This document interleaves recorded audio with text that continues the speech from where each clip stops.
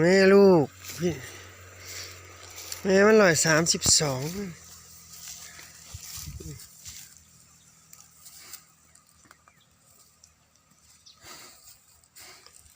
ลูกนี่สมโตหรือสมหลอดก็ลูกเพื่อนนี่สมโตหรือสมหลอดแม่นว้าโอ้มันลูกมันตันจูรูเลยถ่ายกันใหญ่เนี่ยให้เบิ่งถ่ายแม่มันย่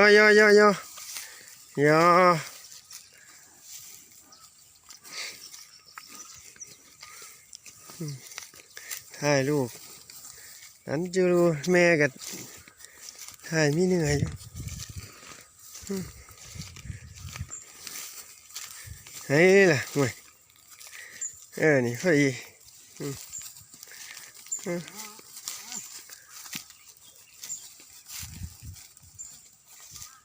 ลูกพี่ตันครับ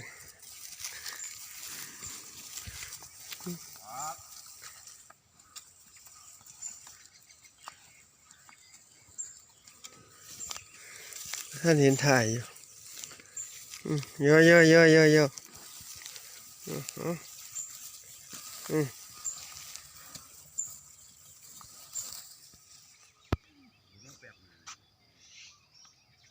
145ผู้ถ่าย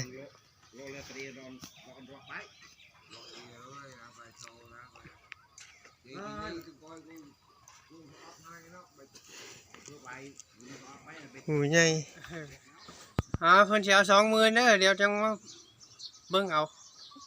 ดาวตัวนี้ไปขายชุง140อย่าไปขายตัวนี้อ่ะชุง145มันได้นาอยู่ส่วงแคบยาวอยู่เดี๋ยวเบิ่งถ่ายหน่อยนึงมันเห็นเป็นตุ่มแน่เด้อกันโมลายครับโมลายคือตัวอยู่บ้านยังแบบที่เข้าไปบึงมันปืนใหญ่ป่ะตัวนั้นหลายนั่นแหละเบิ่งถ่ายแน่จักหน่อยย่อ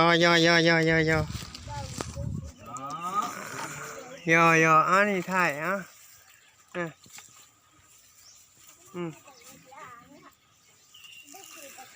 หูสัน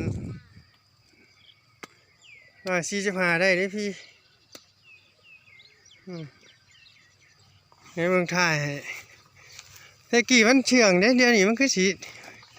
มันตื่นผมใส่หมวกป่ะก็ไม่ได้นี่ถ่าย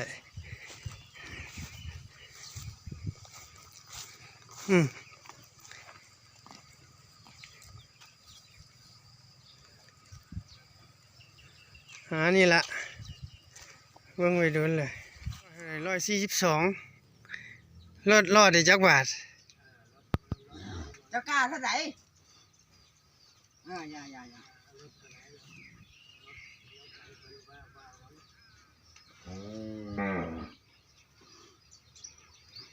คือบางแท้อย่าอันทูแม่กับพ่อแล้วเต็มเลยบ่กันเต็มข่อยขายแต่ตุนแล้วเขามาเบิ่งหลายคนแล้วนี่ เขามาเบิ่งหลายคนแล้ว3-4กับเจ้านี่แหละเขาให้ร้ายใช่ผมบ่แม่เขาให้9,000เนาะบ่เขาให้13,000เขาจะเลยบ่ขายแต่ว่า13,000น่ะข่อยบ่ขายมันบ่ฮอด5,000ดีนี่แหละเนื้อมันนี่เนื้อมันใช่แม่ครับแม่145โย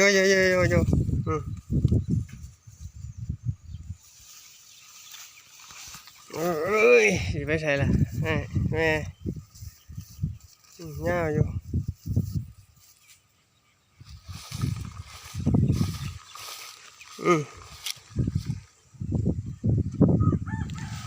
ลูกเดี๋ยวเดินได้ไหมพี่นี่ลูกโอ้หนาปึกเลย ลูกตัวเมียท้องท้ายเยอะ33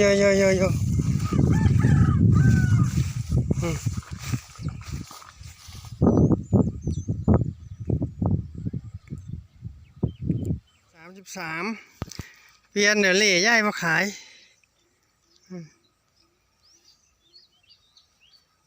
133อยู่ตัวนี้เนี่ยมันเนื้อมีอยู่งัวเชื่องเนาะย่ายเนาะโอ้ยห่อดีแล้วนี่130ตัวนี้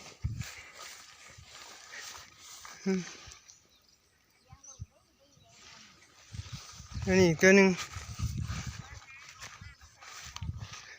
ติดเล่เขิน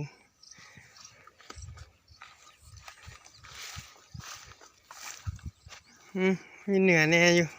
ให้เราเนื้อ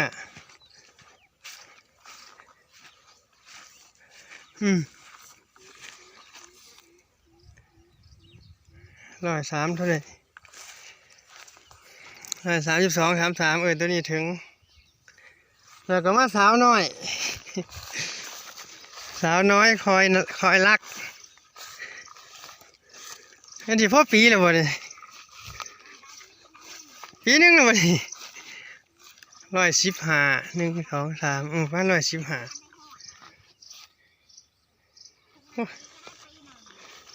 ว่านี่เชื่องทุกตัวอยู่นี่เล่ยังมาขายทำพูดเล่ว่าได้สิขายเล่ว่าตัวเมียปีกลัวทั้งคู่นะ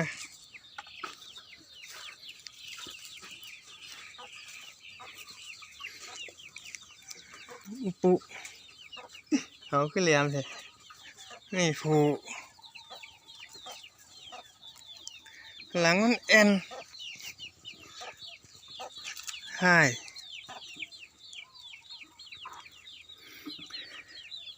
สาวเบิ่งใส่เบิ่งถ่ายสาวกันว่าหลังปี10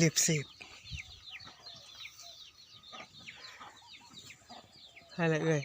ยตัวแม่นี่14,000บ่ได้บ่นี่ตัวแม่